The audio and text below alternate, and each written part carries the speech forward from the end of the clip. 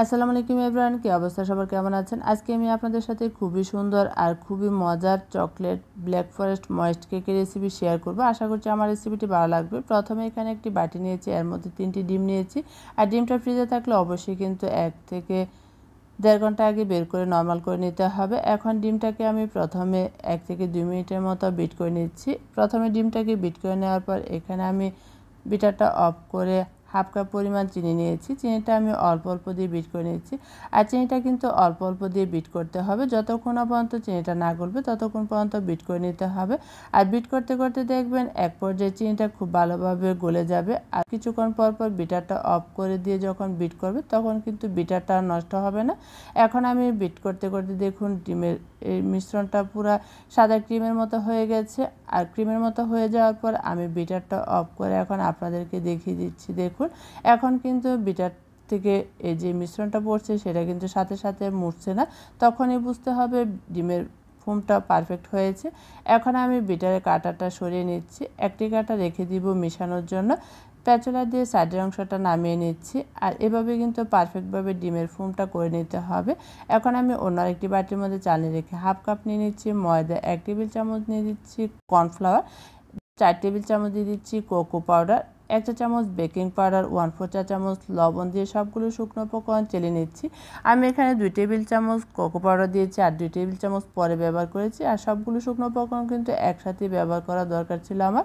এখন আমি এখানে শুকনো উপকরণগুলো রেখে দিয়ে এখানে একটি মিশ্রণ রেডি করে নিয়েছি। এখানে নিয়েছি 3 টেবিল চামচ কুসুম গরম পানি, 1 চা চামচ কফি, হাফ চা চামচ কফি ইমালশন, হাফ চা চামচ চকলেট ইমালশন মিশিয়ে নিয়ে তারপর এখানে 2 টেবিল চামচ তেল মিশিয়ে নিয়েছি।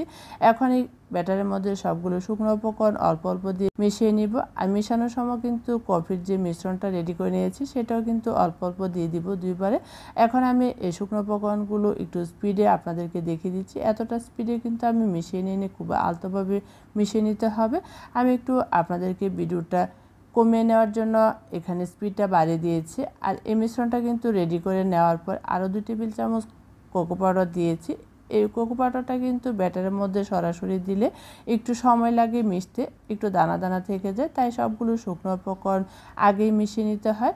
এখন আমি এখানে 6 ইঞ্চি একটু হাইট মোল্ড নিয়েছি। হাইট মোল্ডের মধ্যে কাগজ দিয়ে তারপরে ব্যাটারটা ঢেলে নিয়েছি। এখন একটু ট্যাপ করে নিয়ে চুলায় বের করে নিয়েছি 25 মিনিট।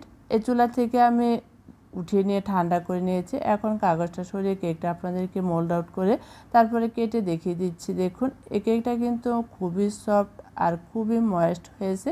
এই কেকটা কিন্তু অনেক মজার হয়েছিল। এখন আমি এখানে সুগার সিরাপ দিয়ে দিচ্ছি। আর সুগার সিরাপের মধ্যে কিন্তু আমি 1 চা চামচ কফি দিয়েছি। কফি আর চকলেট দুটি কম্বিনেশনে কিন্তু এই কেকের টেস্টটা খুবই মজার হয়েছিল। এখন আমি এখানে ক্রিমটা যেটা ব্যবহার করেছি সেটাও আমার ঘরে ছিল। আমি দুটি ক্রিমের কালার একসাথে মিশিয়ে তারপরে এখানে দিয়েছি। প্রত্যেকটা লেয়ারে আমি সুগার সিরাপ আর চকলেট দিয়েছি। তারপরে যে ক্রিমটা দিয়েছি এটা ছিল চকলেট ক্রিম আর কিছুটা ব্লু কালার ক্রিম, দুটোটা মিশিয়ে এরকম একটি কালার এসেছে, তাই আমি এখানে লেয়ারের মাঝখানে এই ক্রিমটা দিয়েছি। এই ক্রিমটা দেওয়ার পর উপর লেয়ারটাও দিয়েছি। এখন এই কেকটা কিন্তু আমি ক্রাম কোটিং করে নিব। তার জন্য এখানে এই ক্রিমটাও ছিল আমার নর্মাল ফ্রিজে একটি এয়ারটাইট বক্সে করে রেখে দিয়েছিলাম। আর নর্মাল ফ্রিজে ক্রিমটা রাখলে 4 থেকে 5 দিন পর্যন্ত ভালো থাকবে। এর চেয়ে বেশি সময় রাখলে কিন্তু ডিপ ফ্রিজে রাখতে হবে।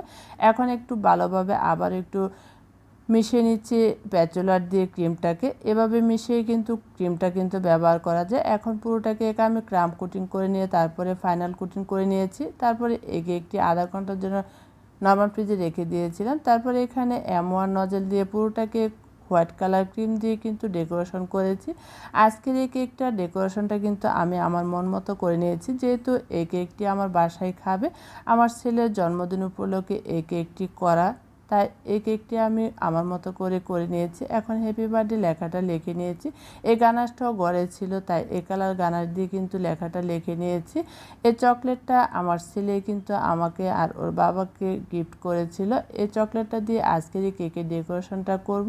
ছেলেমেয়েরা জন্মদিন পছন্দ করে না, কেক খেতে খুব পছন্দ করে, তাই এখানে এই কেকটি আমি বানিয়ে হঠাৎ করে রাত্রে সারপ্রাইজ দিয়েছি ছেলের জন্মদিন উপলক্ষে। সবাই আমার ছেলে মেয়ের জন্য দোয়া করবেন।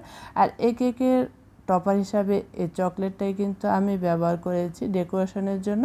তারপরে এখানে কিছু হোয়াইট কালার সুগার বল দিয়ে দিচ্ছি পুরোটা কেক হোয়াইটের মধ্যে কিন্তু মাশাআল্লাহ খুবই সুন্দর হয়েছে। আর কেকটা কিন্তু খেতেও কিন্তু খুবই মজার হয়েছিল। আমার ছেলে মেয়েরা কিন্তু অনেক বেশি পছন্দ করেছিল আজকের এই কেকটি। আবারও দেখা হবে নতুন কোনো ভিডিও নিয়ে। সে পর্যন্ত সবাই ভালো থাকবেন। আল্লাহ হাফেজ।